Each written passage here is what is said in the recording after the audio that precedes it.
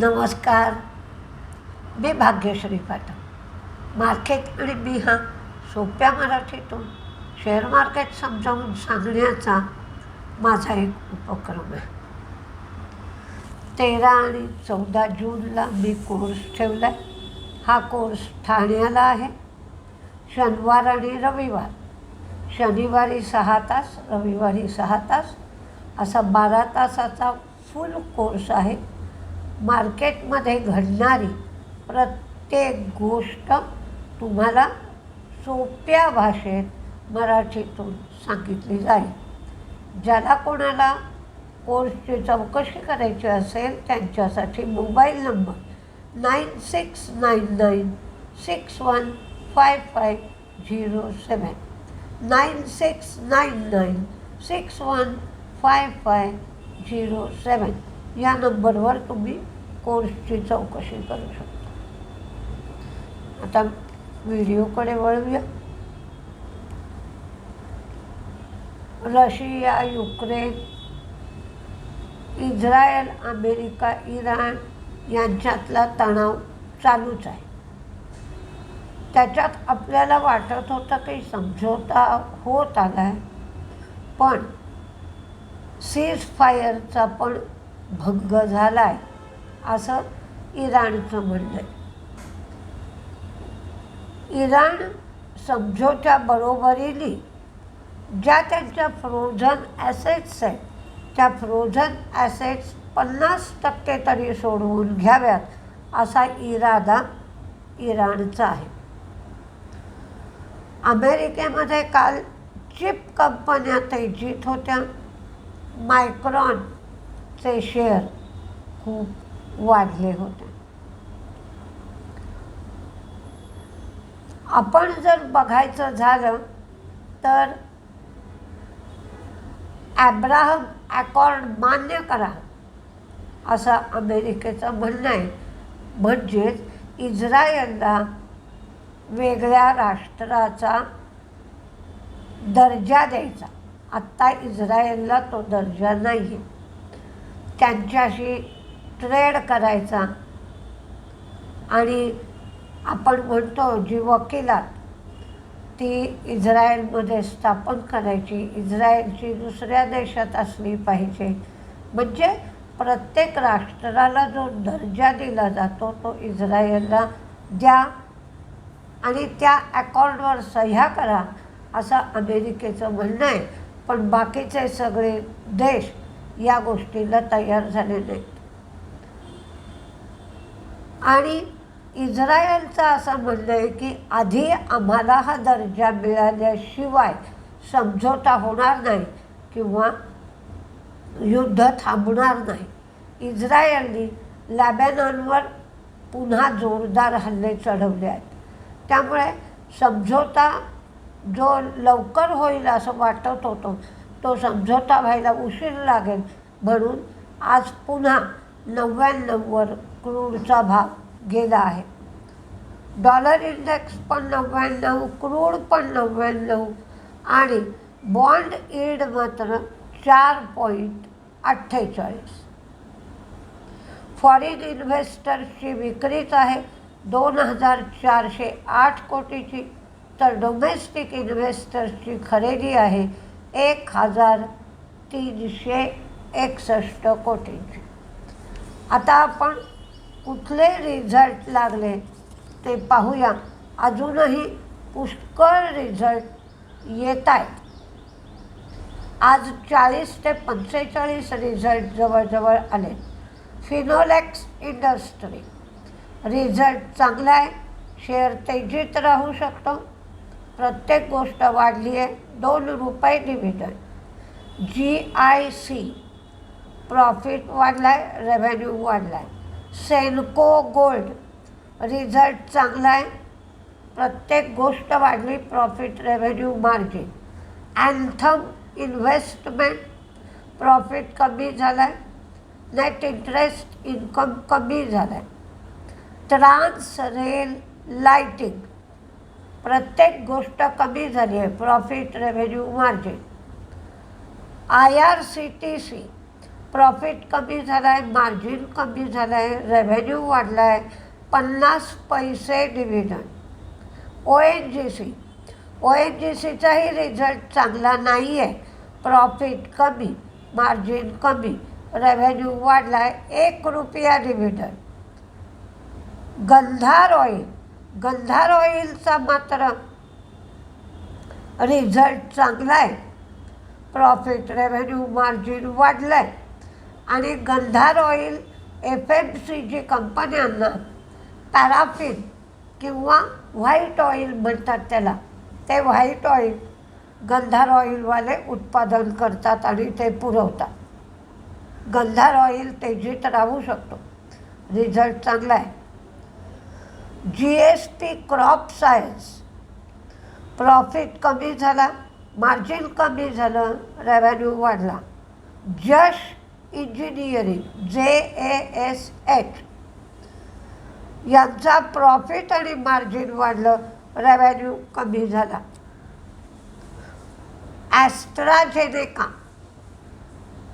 ॲस्ट्राझेनेकाचाही result चांगला नाही आहे. फक्त त्यांनी 36 रुपये डिव्हिडंड दिला आहे. प्रॉफिट कमी झालं आहे, मार्जिन कमी झालं आहे. लँडमार्क कार रिझल्ट चांगला आहे, शेअर तेजीत राहू शकतो, प्रत्येक गोष्ट वाढली आहे. ज्युबिलंट ॲग्रीचं प्रॉफिट वाढलं आहे, रेव्हेन्यू वाढलं आहे, मार्जिन फ्लॅट राहिलं आहे. होंडा इंडिया यांचाही रिझल्ट चांगला नाही आहे, पण 23 रुपये डिव्हिडंड दिला. ॲक्वस AEQUS किंवा ॲकस फायद्यातून तोट्यात गेली आहे. रेव्हेन्यू वाढला आहे, मार्जिन कमी झालं आहे. शृंगार हाऊस, प्रॉफिट, रेव्हेन्यू वाढला आहे, मार्जिन कमी झालं आहे. कराव इंडिया CARRARO हा रिझल्ट चांगला आहे, 6 रुपये 75 पैसे डिव्हिडंड दिला आहे, शेअर तेजीत राहू शकतो. किलबर्न इंजिनिअरिंग, प्रॉफिट, रेव्हेन्यू वाढला आहे, मार्जिन कमी झालं आहे, 3 रुपये डिव्हिडंड. पॉन्डी ऑक्साईड रिझल्ट चांगला आहे, शेअर तेजीत राहू शकतो. EIH प्रॉफिट कमी, मार्जिन कमी, रेव्हेन्यू वाढला आहे. रुपा, बरेच दिवसांनी रुपाचा रिझल्ट चांगला आला आहे. तिन्ही गोष्टी वाढल्या आहेत, कारण करोनानंतर रुपाचा रिझल्ट चांगला आला नाही. स्कोडा ट्यूबचा रिझल्ट कमजोर आहे. सुमिटोमोचा रिझल्ट चांगला आहे, शेअर तेजीत राहील. बोरप्पन लॅब, प्रॉफिट आणि मार्जिन कमी झालं आहे. कॅमलिन फाईन, रेव्हेन्यू कमी झाला आहे, मार्जिन कमी झालं आहे, प्रॉफिट वाढला आहे. राजरतन वायर यांचा मात्र रिझल्ट चांगला आहे, प्रॉफिट वाढला आहे, रेव्हेन्यू वाढला आहे, मार्जिन वाढला आहे, 2 रुपये 50 पैसे डिव्हिडंड दिला आहे, त्यामुळे शेअर तेजीत राहील. ब्रेन बीजचा लॉस कमी झाला आहे, रेव्हेन्यू वाढला आहे, मार्जिन वाढला आहे. बायर क्रॉप सायन्स BAYER यांचा रिझल्ट चांगला आहे, शेअर तेजीत राहू शकतो, 3 रुपये डिव्हिडंड दिला आहे. सिमेन्सचा रिझल्ट चांगला नाही आहे, प्रॉफिट कमी झाला आहे, मार्जिन कमी झालं आहे, रेव्हेन्यू वाढला आहे, 18 रुपये डिव्हिडंड. JK टायरचा रिझल्ट छान आहे, 4 रुपये डिव्हिडंड, शेअर तेजीत राहील. प्रॉक्टर गॅम्बल हेल्थ यांचाही रिझल्ट चांगला आहे, 45 रुपये डिव्हिडंड दिला आहे, शेअर तेजीत राहील, प्रत्येक गोष्ट वाढली.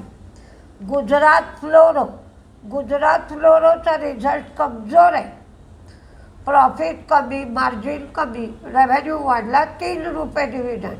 ट्रान्सपोर्ट कॉर्पोरेशन रिझल्ट चांगला आहे, शेअर तेजीत राहील. ब्लॅक बॉक्स रिझल्ट चांगला आहे, शेअर तेजीत राहू शकतो. AIA इंजिनिअरिंग यांचाही रिझल्ट सुंदर आहे, पण काल मार्केटच्या वेळात लागला आहे, मार्केटने त्याला रिस्पॉन्स चांगला दिला आहे. अदर इन्कम 92 कोटीवरून 132 कोटी झाला आहे.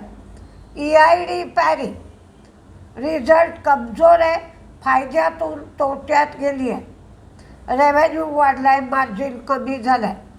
रेड टेप रिझल्ट चांगला आहे, शेअर तेजीत राहू शकतो, 2 रुपये डिव्हिडंड.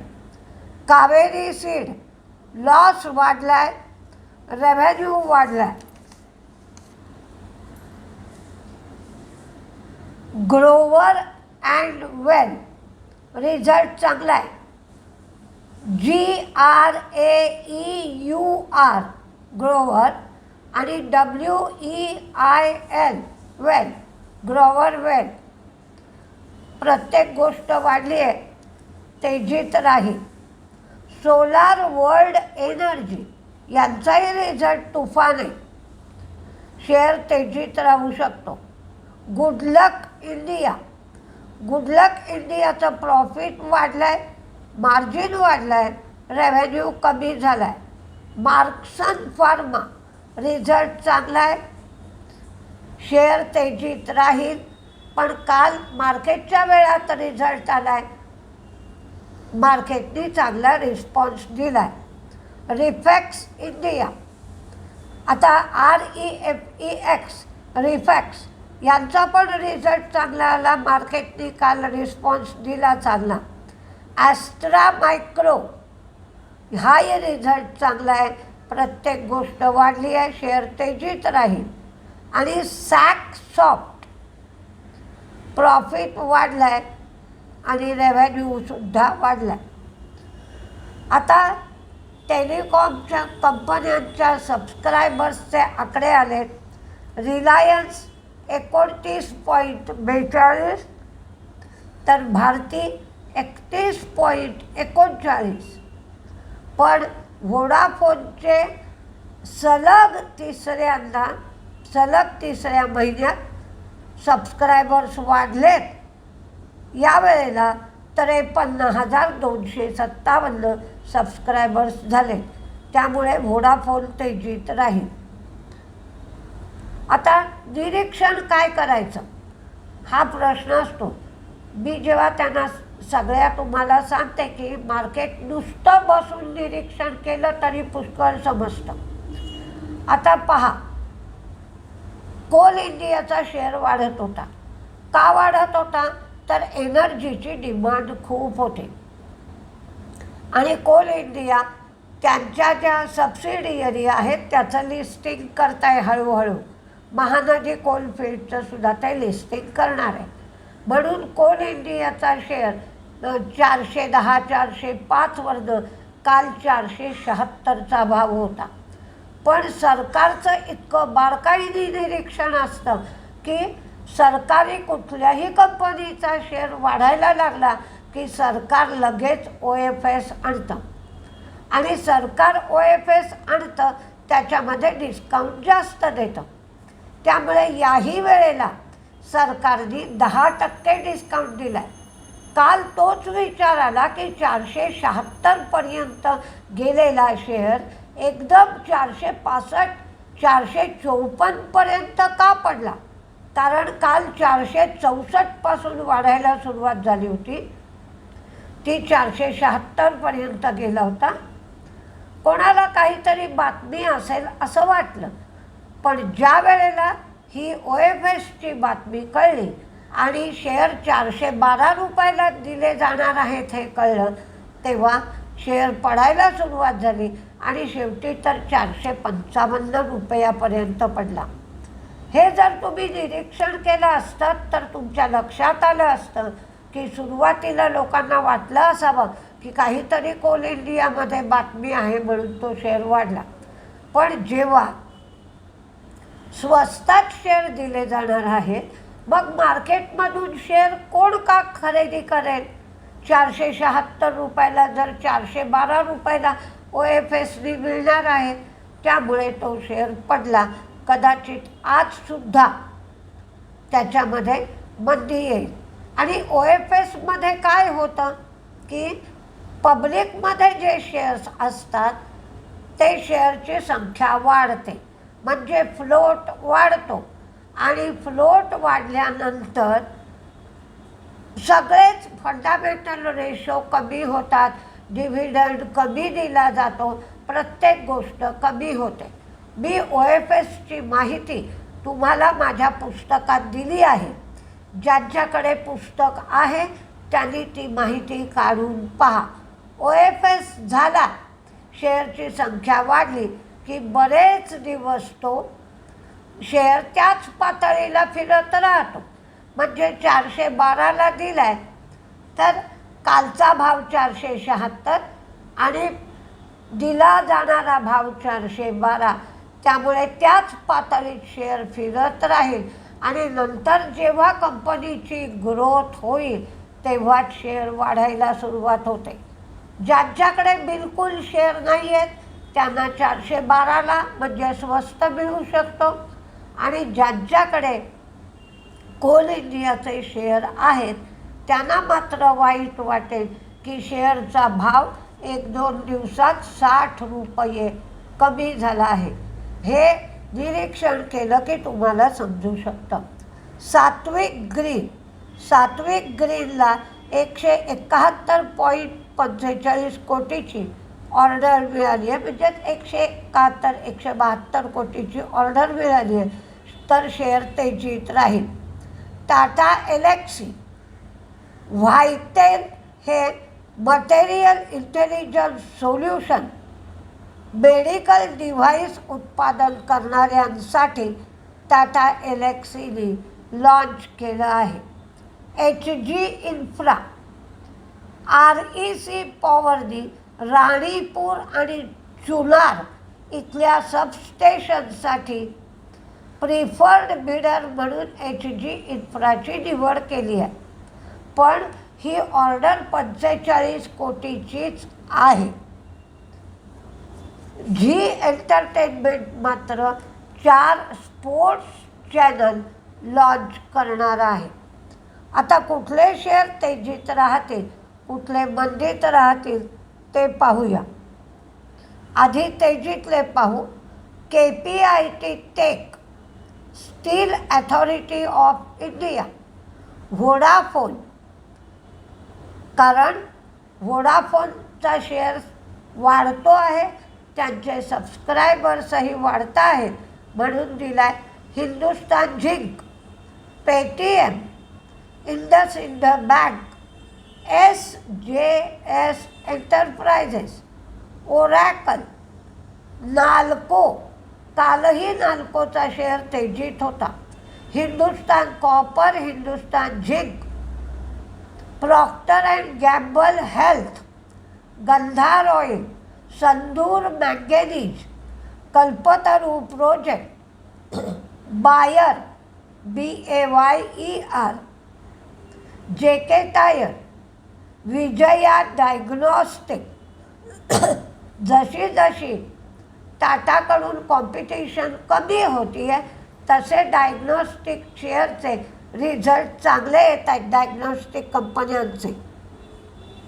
ब्रेन बीज, लँडमार्क कार, सिॲट.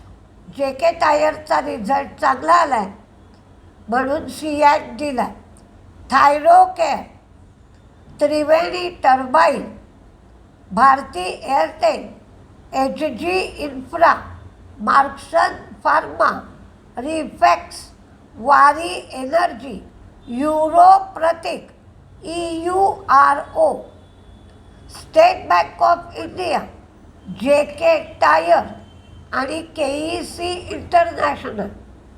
तर मंदीमध्ये Siemens, ONGC, Coal India, AstraZeneca हे 4 शेअर तुम्हाला मंदीमध्ये दिले आहेत.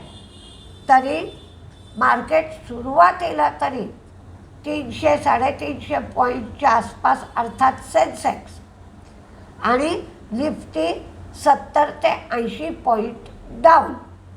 निफ्टी 70 ते 80 पॉईंट डाऊन, सेन्सेक्स 300 पॉईंटच्या जवळपास 250-300 डाऊन राहील. आणि नंतर काय काय होतं आहे ते बघूया. मार्केट व्होलटाईलच राहील. जपून ट्रेड करा. नमस्ते.